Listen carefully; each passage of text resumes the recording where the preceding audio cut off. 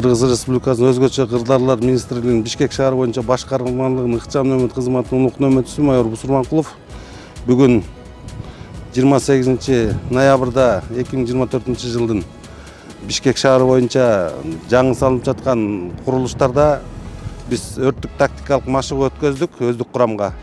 Бул машыгуунун максаты өздүк курамдын психикалык, моралдык жана бийиктиктен өзүнүн коркпостугун.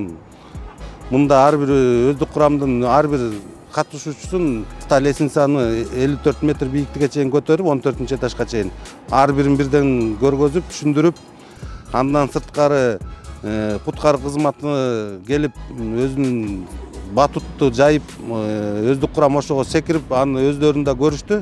И автошаты аркылуу дагы 9 этажга көтөрүлүп рабочий линия кандай чоюлат, кандай ыкмалар менен чоюлат баары түшүндүрүлүп өздүк курамга жеткирилди.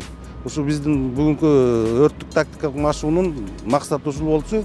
Мен ойлойм бул жакшы эмеде өткөрүлдү. Бул дагы бир машыгуунун өтүүсүнүн себеби бул ушундай азыр Бишкек шаары боюнча бийик кабаттуу үйлөр көп курула баштады.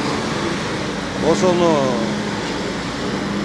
негизинде бул ушундай строй компанияларга келип биз өтүп атабыз да, чтоб пожарный без өрттүк коопсуздук сакталыш үчүн биздин автоцистерналар, автошаттылар кирип беспрепятственно установка болуп коюуга эметкен шарттар түзүлгөндүгү тууралуу ушундай эмелер машыгуулар өткөрүлүп атат. Мен Кот курулуш компаниясынын келечек участогунун начальник участогу Дарканбаев Садырбекмин.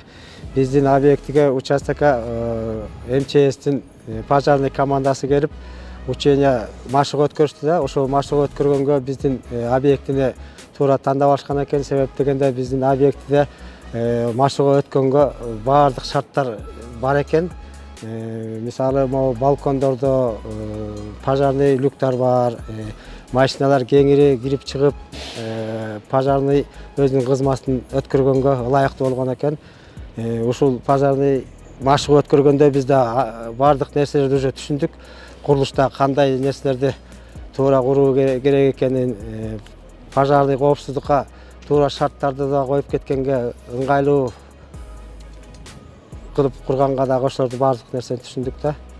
Мындай машыгуулар ар бир объектилерде өтүп туруусун сунуштайм. Себеп дегенде өрт коопсуздугу бул тилсиз жоо ар бир убакта келип калышы мүмкүн. Кудай өзү сактасын ошол нерседен. Ушундай машыгуулар тез өтүп турса, биздин Кыргызстанда өнүгүү болот деп ойлойм да.